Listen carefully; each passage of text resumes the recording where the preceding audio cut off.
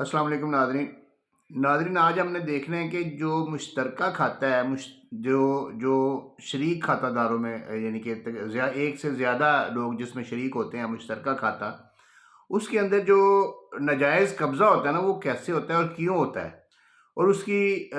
کے back and پہ اس کی وجہ کیا ہوتی ہے۔ اصل میں جس وقت ایک کھاتا جو کمپلیٹ کھاتا ہے یا کوئی کھیوٹ ہے یا کوئی بڑا ٹکڑا زمین کا، جس کو آپ سادہ لفظوں میں جو ہے نا یعنی کہ 8-10 کنال 20 کنال یا 25 کنال کا کوئی رقبہ ہوتا ہے کسی کے پاس، اور وہ اس جگہ کو جو ہے نا وہ شہری حدود کے قریب ترین ہوتی ہے، اور وہ اس جگہ کو جو ہے نا وہ 5-5 10-10 مرلے کر کے 6-6 مرلے 2-2 مرلے کر کے بندہ فروخت کرتا ہے۔ تو محکمہ مال میں جو ہے نا وہ ایک ابھی تو اب اس کے اوپر کنٹرول ہو چکا ہے، اب کور ہو چکا ہے، اب اس کو یعنی کہ عدالتوں نے بھی اور گورنمنٹ نے بھی اس کو ختم کر دیا کہ بے زبانی انتقال جو ہے نا وہ اب نہیں ہوتا، لیکن پہلے یہی ہوتا تھا کہ بے زبانی انتقال کرتے تھے، تو وہ 2-2 مرلے 5-5 مرلے 10-10 مرلے 6-6 مرلے کے انتقال کرواتا ہے، وہ بیچتا ہے لوگوں کو جگہ۔ اب اس میں ہوتا کیا ہے کہ کچھ میرے بھائی، کچھ بزرگ، کچھ بہنیں جو وہ اوورسیز ہوتی ہیں، جو بیرون ملک میں ہیں، وہ کسی کے اوپر ٹرسٹ کرتے ہیں اور اس کو پیسے دیتے ہیں اور وہ پلاٹ وہاں سے خرید لیتے ہیں۔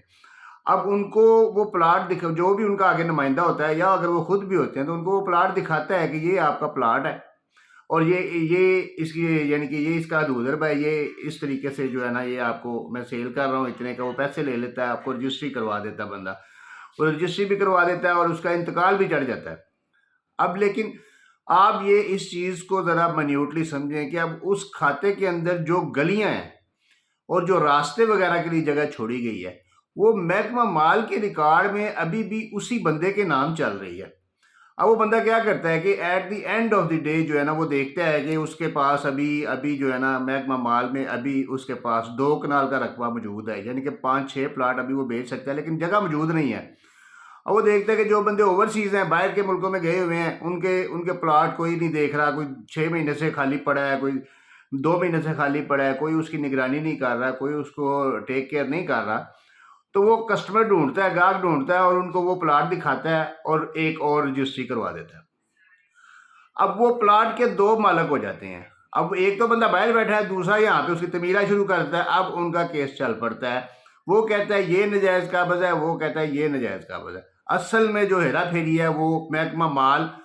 اور اس بندے نے کی ہے جو مکمل کھاتے کا مالک تھا۔ اس کا سلوشن ایک سمپل سا سادہ سا سلوشن اس کا جو ہے نا وہ یہ ہے کہ جس وقت آپ لوگ رجسٹری کرواتے ہیں،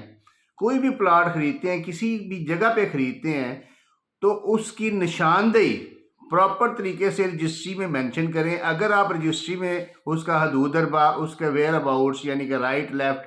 شمال جنوب مشرق مغرب اس میں نئی تحریر کرتے یا نئی تحریر کر سکتے، یا آپ کی غلط فہمی رہ جاتی ہے غلطی سے،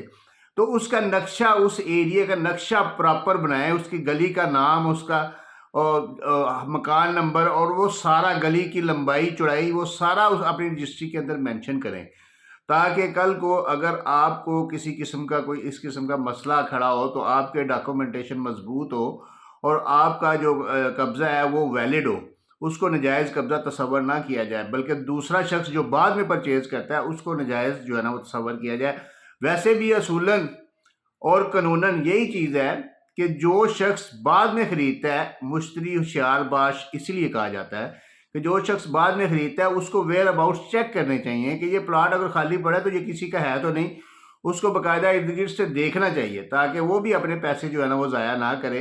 اور اس کو جو ہے نا اس کی سیفٹی ہو۔ تو اس طریقے سے یہ ایک سادہ سا سلوشن ہے، لیکن بعد میں اگر جب ایک دفعہ ہو جائے چیز تو بعد میں تو عدالتوں کچہریوں میں جانا ہے نا،